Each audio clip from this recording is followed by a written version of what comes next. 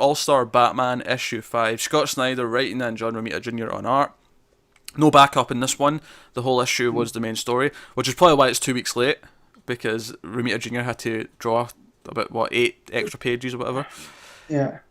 So this was the conclusion to the Two-Face arc, which it's a shame Connor's not here for this one because he was the only one who liked this. But yeah, just if you would have told me a couple years ago that I would dread having to read a Scott Snyder Batman book, I know it's such a shame. Because where it started, even here I don't like his take on Batman. It's changed so much. Yeah, the voice feels wrong, and the art's not helping. 'Cause I don't like Romita Jr. on art. No, although the stuff here in this issue, I felt like he rounded into shape. Stuff stopped looking so blocky in that Romita style. Yeah, this is going to sound like a really weird complaint, but the other thing I have with Romita that I really don't like is there's too many lines. Does that sound strange? Yeah. There's too many extra lines that I don't think need to be there, and it makes everything feel really scratchy in a way that I don't like. Yeah, that's his style, though. Like, that's... That's on everything. Like, I mean, that's how you know it's Romita Jr. I think it bothered me more in this issue though, because there's a fight that takes place in the rain, so there's all these extra late rain lines on the page as well. So it's like, oh man, I'm trying to decipher what's going on in these panels. That's why it takes them an extra 2 weeks to do 8 pages. It's all the lines. Yeah.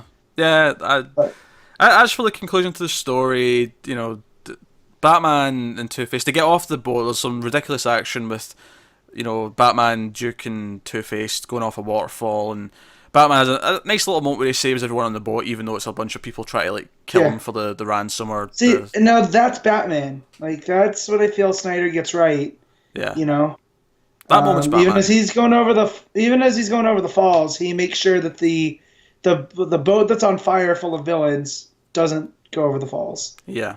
And then you had the really weird Commissioner Gordon and Alfred back and forth. Yeah, that stuff I did not like at all. This is tying into that cliffhanger from the end. I think it was issue 2 where Gordon and the cops are coming to Wayne Manor and they're going into the cave, and it feels like, oh crap, they're about to find the cave. Like, I have no problem with eventually getting a story where Commissioner Gordon finds out Batman's Bruce Wayne. I actually think it's inevitable that someday we will get a story, not an event, but like a big Batman arc where this happens. Yeah. But that will be the crux of the arc. That will be the big thing that comes out of it, and it'll change the status quo. I'm actually cool with that. I think eventually, if you tell that story well enough, I'd be really excited to see how Gordon reacts, and does he find out that Barbara's Batgirl, and how does that change the dynamic? It could actually be a really interesting thing to explore. Whereas here it's just one big red herring, and I have a problem with that for a couple of reasons. So he doesn't actually find out. It turns out Batman's got this weird thing where someone that's not approved to go into the cave gets taken to an alternative place where it's just like a man cave. Yeah, I was just like, come on. Yeah, I don't really like that either. But that's just kind of goofy. My real problem with it though is that. So yeah, and other superheroes have done this in the past. Superman, almost every TV show with Superman has done this at some point, where it looks like he's outed and everyone knows who he is. Oh no, here's how we explain how it's not him. But then the idea's in their head, like it's been seeded. Every character now that's involved has had this suggestion that Bruce Wayne is Batman. And that's like all the cops there that are kicking down the doors with Gordon. They all think it now. So it's like. It's all in there. Don't get me wrong. This book feels so out of continuity. Partly because Jim Gordon has a giant beard and doesn't have that in any of the other Batman books. Yeah. But, so, I mean, I'm sure when we ever do get that storyline someday, whenever, it probably we'll completely forget this ever happened, and that's fine. It'll practically be out of continuity anyway. But, I don't know, I just don't like any of it. The way he talks to Alfred, it feels kind of off. Well, it felt like he'd already had this idea that Bruce is Batman, and he was just waiting, and instead of asking him, like, hey, be honest with me, he's like, oh, I'm just going to wait until I have proof. And then, keeping on with the Alfred thing, when he admits to shooting down the plane, which that was meant to be a big moment too. Yeah. That was a cliffhanger at the end of issue 1. Yeah, like... And he's apologizing for it, and nothing seemed to line up with original. Like, I feel like the first two issues,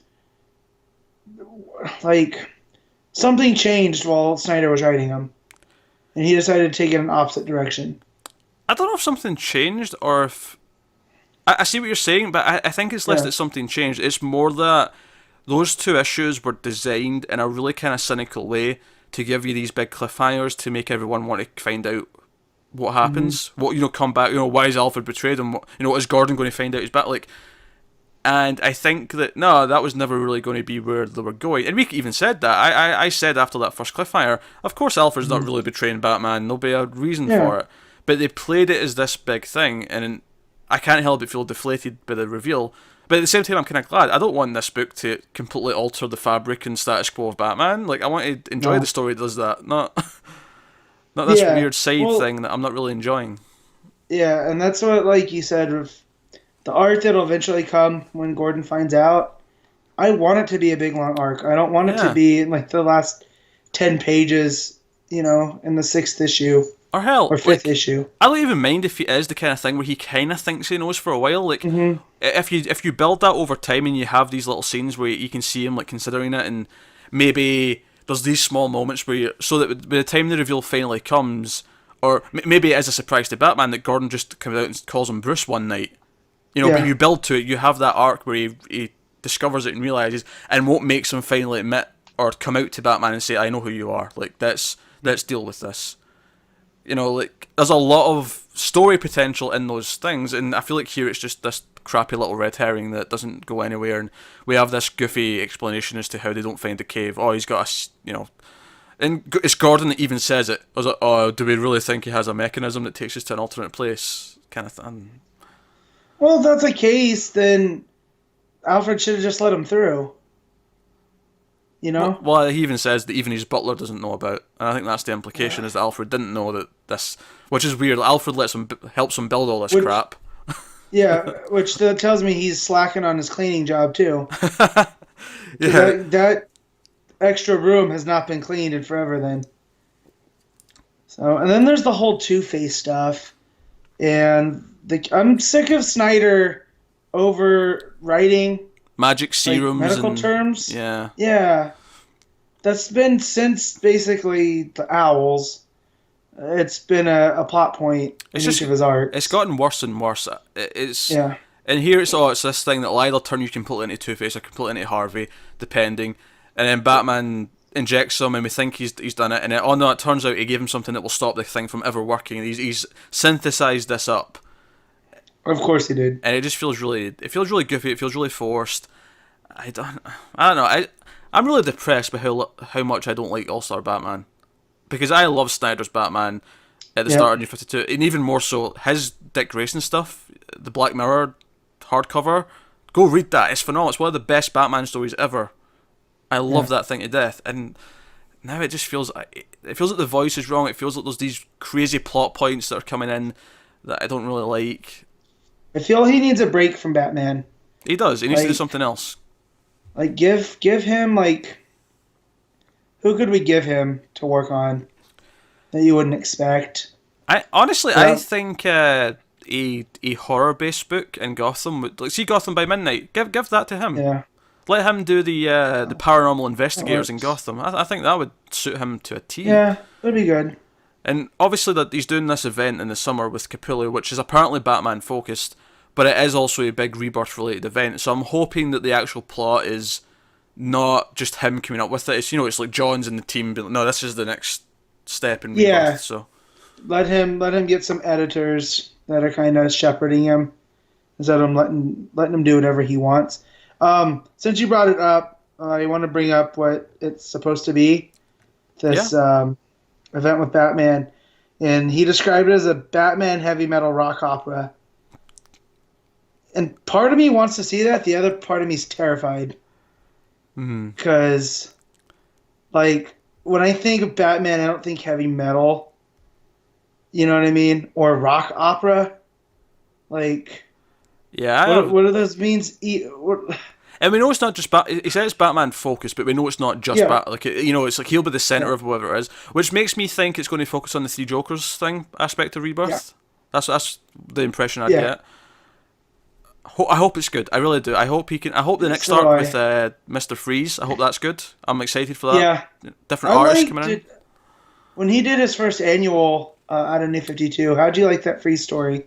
I liked it a lot. It subverted our expectations, like because everything had been Mhm. following the animated series like history, Yeah, and that it took that and turned it on its head, and I quite enjoyed that. Some people thought, so oh, did it I. changes it, but I'm like, nah, it turns Mr. Freeze Well, into no, because anybody could be Nora. You know, like yeah. it keeps him going because So he is nuts. He belongs at Arkham, not Blackgate, for a reason. You know, yeah, yeah. So the idea that he was obsessing over this woman who actually wasn't his wife was actually really right? a really chilling revelation to me, and I like that. And again, Yeah. that's what Snyder does well. He does this horrific serial killer, crazy villain well. Hmm. This honestly, him trying to do this emotional connection between Bruce and the villain is kind of Yeah. falling flat for me. I don't think he's really good with that stuff.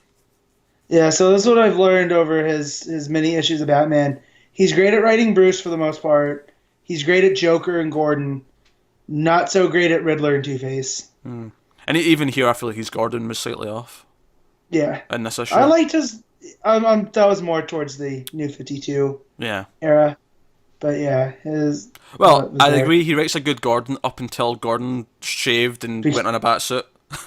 That was when and it was in stopped yeah, feeling like Gordon to me.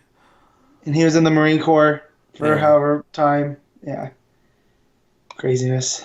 But there you go. That's All Star Batman issue 5. Connor, if Connor was here, I'm sure he'd be a bit more positive than we were. But Hmm. we weren't. You could go back and listen to all our reviews of this series. Me and Matt were just, yeah, it was not bad in the first issue, and we just slowly got more and more negative as the arc went on.